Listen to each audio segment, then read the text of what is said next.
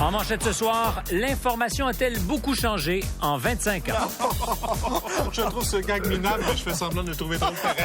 L'information spectacle prend-elle trop de place? Merci, Denise. On vous retrouve demain au banquier? Oui. Peut-on encore parler d'objectivité en information? C'est honorable. Jean Charest. Y a-t-il trop de journalistes d'opinion? Je suis scandalisé. Et la météo, Martine? Restez avec nous pour les numéros gagnants à la loto. Ça fait beaucoup de chiffres pour une seule bouche. Tout cela et bien plus encore dans ce spécial RBO Information. Et si vous n'êtes pas d'accord, allez vous faire foutre.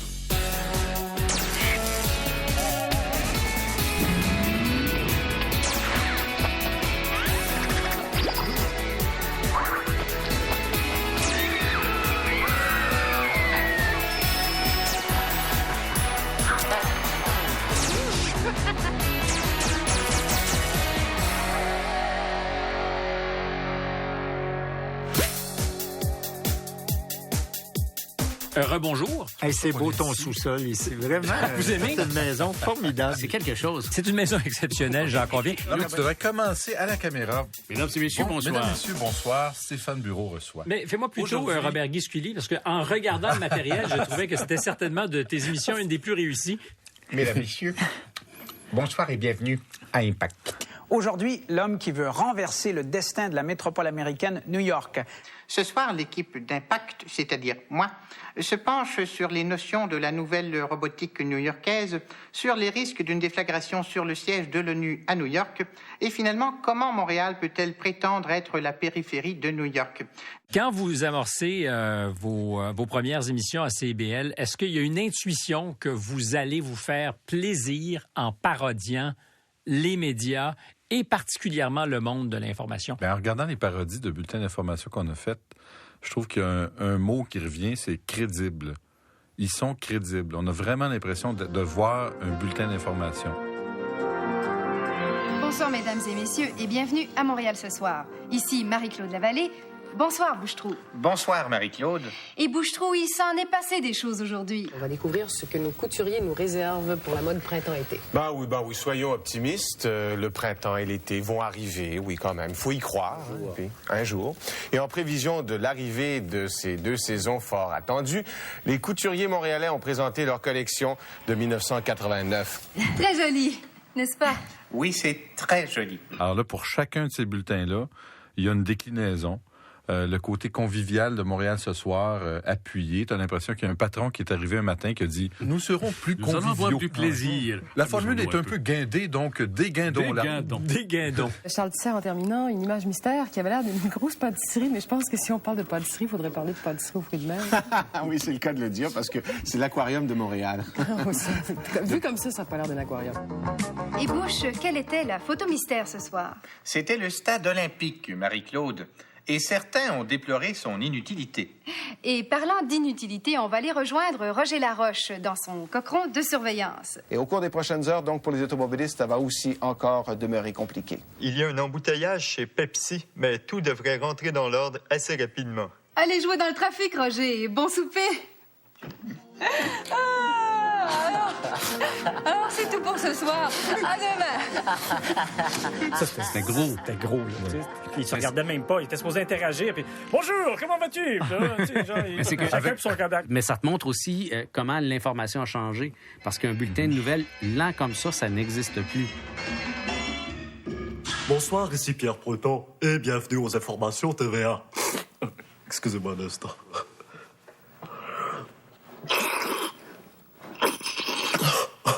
Excusez-moi, j'ai un rhume de cerveau depuis une trentaine d'années. Les excellentes nouvelles TVA.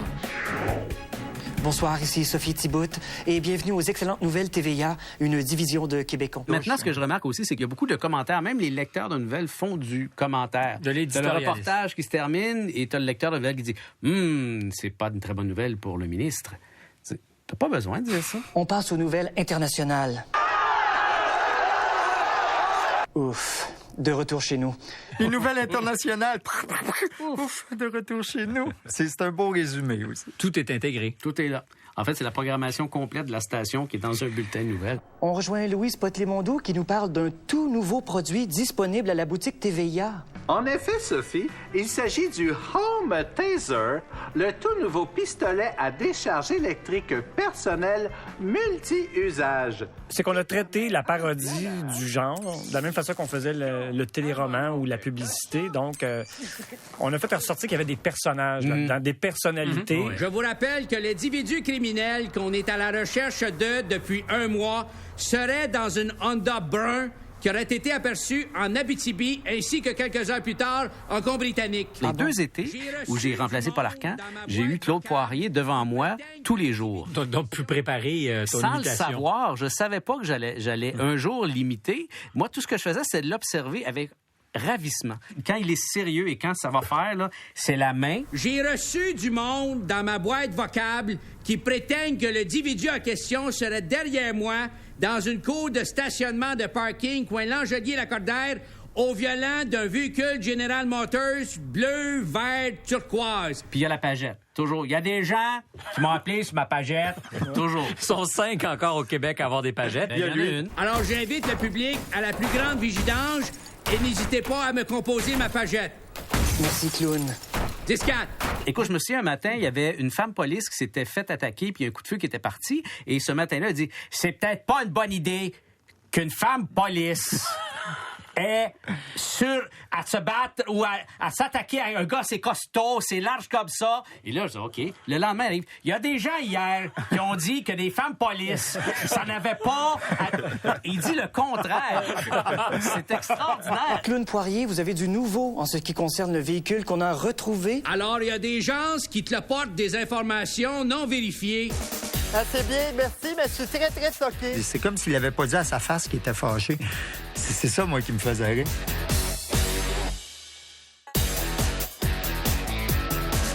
Il y en a qui disent que le Journal de Montréal, c'est pas un journal pour les intellos. Supposons qu'il y a un accident de machine, puis un gars qui s'est fait écrapou. Ben moi, je veux voir des photos de l'écrapou. Je m'en sac du texte. Le Journal de Montréal. Nous autres aussi, on s'en sac du texte. Contient de l'écrapou. C'est pas fou. Revenons sur certaines des parodies. Caméra 88, parce que c'est peut-être oublié par beaucoup de monde. D'abord, le contexte. On est à 4 saisons et c'est probablement, avec votre émission, une des 2 seules émissions qui marche très bien la première année à 4 saisons. Et le début de l'info spectaculaire, là, où tu essayes de faire des effets avec des zooms. Influencé par la télé américaine. Les Américains faisaient beaucoup ça, un reportage choc. À la 60 Minutes, ça a moins intello, avec moins d'entrevues, puis avec surtout des sujets inusités. Ici Madeleine Roy, à Caméra 88 ce soir. Un chauffeur d'autobus scolaire pédophile qui se nourrit de couleuvres vivantes dans sa maison souterraine construite avec des ossements humains. L'hypnose. Savez-vous vraiment ce que c'est que l'hypnose et à quoi ça sert? Un nouveau phénomène dans les bars de la province. Les batailles d'handicapés dans le jello. Et aussi... Notre super quiz, êtes-vous raciste? L'utilisation abusive du zoom-in à la télévision. Mon nez est gros. Aïe aïe! C'est là qu'est né Stromgol. Je faisais un Krishna qui joue au hockey saucisse. Plus tard, je suis devenu un extraterrestre, mais c'est le même personnage. Qu'est-ce que t'aimes le plus dans le hockey saucisse? La saucisse. Ah, mais c'est bon pour la généalogie de Stromgol, qu'on retrouvera d'ailleurs sur le plateau de Denise Bombardier, qui dénonçait la télévision sensationnaliste. Bonsoir, ici Délire Bombardier et bienvenue à Saison Pension. Contrairement aux autres émissions concurrentes, la mienne ne sombre jamais dans le sensationnalisme. André, je te pose une question. Tu l'as tellement bien, Denise Bombardier. Oui. Est-ce que c'est vrai qu'il faut admirer la personne qu'on imite pour la faire aussi bien? Je ne crois pas. En fait, ce n'est pas nécessaire que la personne que l'on imite nous admire pour qu'on puisse la faire. J'accueille aujourd'hui pour vous, avec beaucoup de retenue et de pudeur, un authentique extraterrestre. Il s'agit de Monsieur Stromgol. La motivation pour faire une parodie de Raison Passion, c'est parce que c'est un personnage. Là. Oui. Déjà, dans les années 70, c'était déjà...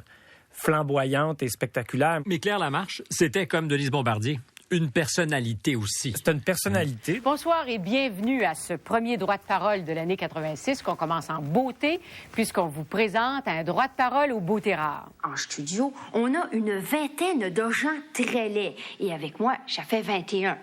Un premier témoignage, oui monsieur. C'est vrai que t'es laide! Bon. Donc, c'est un peu précurseur, je pense, que le droit de parole de toutes les émissions américaines. Citoyennes. De citoyennes. Bon choix. Est-ce que vous en avez vécu de ces coups de foudre-là ou si vous avez connu des réactions très vives sur le plan émotif des gens qui vous entourent? Moi, je me suis fait traiter de tous les noms. Pizza, furoncle, trognon, sauce à Big Mac, vidange, Jean-Nicole. Meilleure chance la prochaine fois. Comment vous la définiriez, vous, la beauté? Il n'y a pas juste la beauté, hein, mais aussi l'intelligence. Donc, on avait fait une parodie. Puis tu vois, plus tard, on a refait le même concept, mais avec un personnage qu'on a créé qui s'appelait Sucette Poitras. Alors aujourd'hui, je reçois des ex-grosses qui se sont bourrées la gueule comme des truies pendant toute leur vie et qui ont décidé à un certain moment de devenir des anorexiques transsexuels charismatiques en chaise roulante avec une petite verrue dans le front. Yves, quand as-tu décidé de devenir une ex-grosse? Eh bien, Sucette, je ne m'acceptais plus en tant que container à nourriture jusqu'à temps que j'atteigne le fond.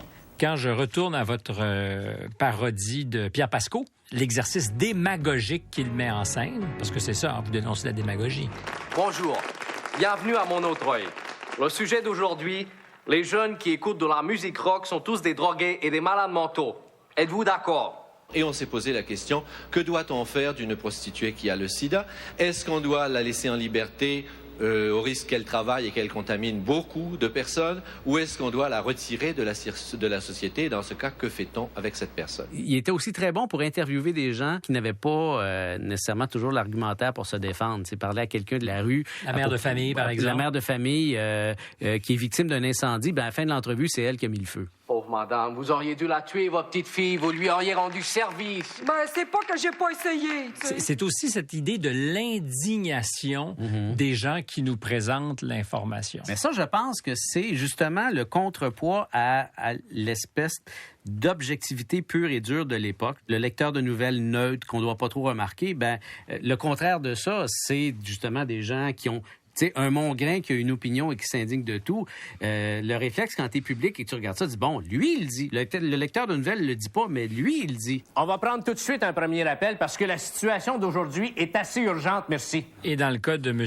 Paradis, c'est aussi le contraste entre la grosseur des dossiers qu'il traite et Québec, c'est-à-dire le marché local. Oui, mais lui, c'était aussi le remplaçant de Jean-Luc Mongrain. On va lui demander des explications. Oui, monsieur, parce que je suis très soqué.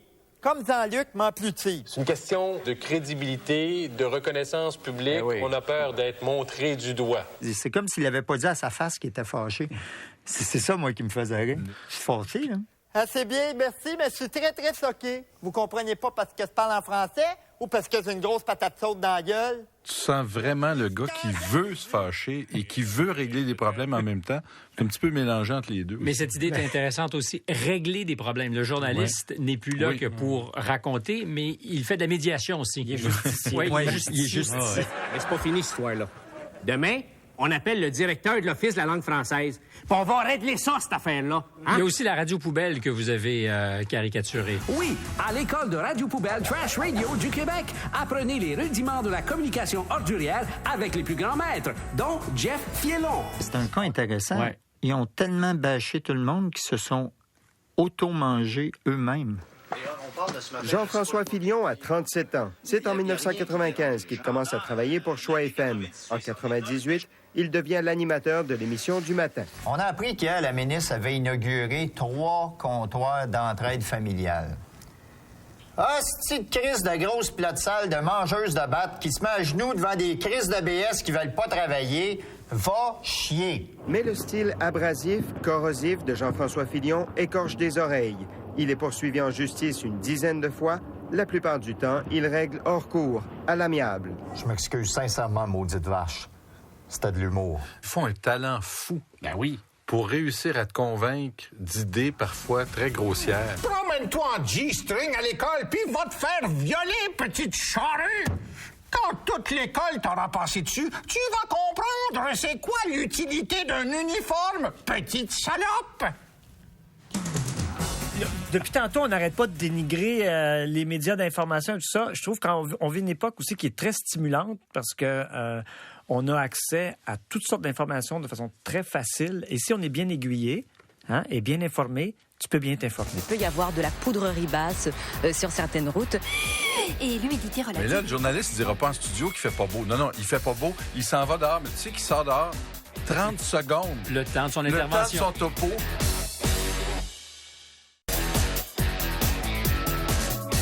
Ça, là, c'est un journal de Montréal.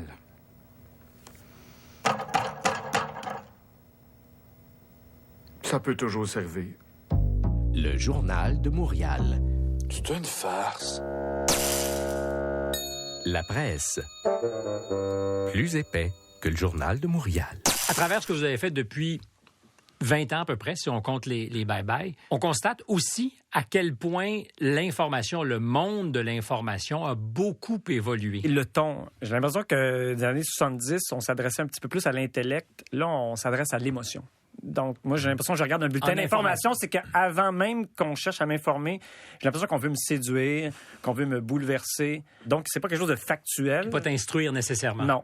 Un chien a été écrasé. Dans le domaine des chiens écrasés, le petit Benji de Sherbrooke s'est fait écrapoter par une machine dans la nuit d'hier soir. C'est spectaculaire, le changement de ton. Ou dans le cas de Repulse, un anglophone a été frappé. A car accident killed an anglophone today. Bill Bugsworthy died when his car, a Ford Taurus, hit another one, a Renault 5. Comme je vis avec quelqu'un qui est de culture anglaise et anglophone, le bulletin nouvelle de CFCF, Paul, je regardais ça tous les soirs. Alors pour moi, je connaissais cette émission-là beaucoup plus que je pouvais connaître les nouvelles TVA. Et t'écoutais Brian Britt. Brian Britt. Ladies and gentlemen, I am Brian Twitt and welcome to Repulse. C'était la manière de parler de Brian Britt. La difficulté qu'avaient les anglophones à dire les mots français, pas parce qu'ils sont difficiles à dire, parce qu'ils sont obligés de les dire. Parce qu'ils résistent. Tout à fait. On plateau Mont-Royal. Très difficile à dire. It appears that Mr. Bugsworthy was lost on the plateau Mont-Royal, that he could not read the word arrêt. Mais on parlait aussi d'informations que personne regarde, comme les Maritimes en direct ou l'Alberta en direct. L'Alberta du Nord-Est en direct. L'Alberta du Nord-Est en direct. Bonjour, mesdames et messieurs. Bienvenue à l'Ouest en direct. Ici Roger des Grandes Oreilles et bienvenue à l'Alberta du Nord-Est en direct. Les pluies des derniers jours ont fait augmenter la crue de la rivière Mackenzie, ce qui pourrait signifier une hausse des maringouins ce printemps dans le village de Fort McMurray. Plus de précision de Manoun Grandin. Manoun Grandin. Plus que de pluie, plus que de crue. Plus que de crue, plus que de maringouins. Nous avons voulu interviewer les gens de dedans du village, mais ils nous ont accueillis avec une slave de carabine en nous entendant parler le français. Manon Grandin à Fort McMurray. Merci, Manoun. Mais ça, c'est l'exemple parfait d'une émission qui n'existerait pas en dehors d'un cycle de nouvelles 24 heures. Ben non, c'est sûr. C'est RDI. Et en dehors d'un mandat radio-canadien. Pan-canadien. L'Atlantique en direct. Bonjour, mesdames, messieurs. Les pêcheurs de poissons sont furieux de la décision d'Ottawa d'instaurer une taxe sur les petits vers. Un reportage de Lucien Crapin à Caraquette. Les pêcheurs de poissons sont furieux de la décision d'Ottawa d'instaurer une taxe sur les petits vers. Moi, ce qui me fait rire, c'est quand je vois la météo à Radio-Canada l'hiver. C'est ce qu'annonçait Montréal ce soir, il y a 20 ans, quand vous avez commencé. C'était le début de cette tendance-là. Et le journaliste sort, tu sais, pour montrer qu'il fait pas beau. Mais là, le journaliste ne dira pas en studio qu'il fait pas beau. Non, il fait pas beau. Il s'en va dehors. Mais tu sais qu'il sort dehors 30 secondes. Le temps de son intervention. Le temps de son topo. Allons rejoindre maintenant Martine Rousier. On va parler un peu de météo. Bonjour, Martine. En effet, Alexandre, ici dans le stationnement de Radio-Canada, la température est de moins 10 degrés. Et ça devient de plus en plus venteux. Des vents du sud-ouest entre 30 et 50 km à l'heure, donc il peut y avoir de la poudrerie basse sur certaines routes. Et l'humidité relative est relativement humide. C'est une nouvelle tuque que vous avez là, Tartine. En effet, Marie-Claude. Très jolie. Marie-Claude, on se retrouve un petit peu plus tard pour parler des quantités de neige que nous recevrons. Joyeux Noël, Martine. Quels beaux effets spéciaux à Radio-Canada. C'est incroyable ce qu'on peut faire dans les studios. Oh non, c'est la réalité. T'es pas obligé d'être dehors. Tu s'en vas t'asseoir à côté sur le du gars. terrain. Montrer qu'on est dans le monde. Sur le fameux terrain. Le fameux terrain. Comme Richard La Tendresse caché dans, dans les latrines. Dans les latrines. En Afghanistan maintenant, le pire ennemi de nos soldats est caché. Richard, La Tendresse en Afghanistan. Richard, vous êtes là? Alors, Sophie, je suis présentement avec une escouade de soldats canadiens à quelques dizaines de mètres d'un repère de talibans. Et en marchant ou en roulant donc sur quelque chose qui déclencherait ça, la charge explosive lèverait comme ça et donc détruirait par le dessous le véhicule qui passerait dessus. Êtes-vous en danger, Richard? Chut, Sophie, pas trop fort, on pourrait nous entendre. Hey, La Tendresse, tu fais quoi, là? Mais ce qui me fascine en vous écoutant, c'est que quand on appuie sur ce bouton, vous avez beaucoup d'opinions et ça vous passionne. C'est intéressant, l'information. Il y a une dope là-dedans. Là. C'est donc dire que l'époque serait extrêmement fertile pour RBO aujourd'hui. Il y aurait beaucoup de choses dans le monde de l'information qui pourraient vous intéresser. C'est sûr. Mais tu vois, depuis tantôt qu'on te laisse même pas parler, là. C'est sûr. Combien de fois ça t'est arrivé dans ta vie qu'on te laisse pas parler? Pas souvent.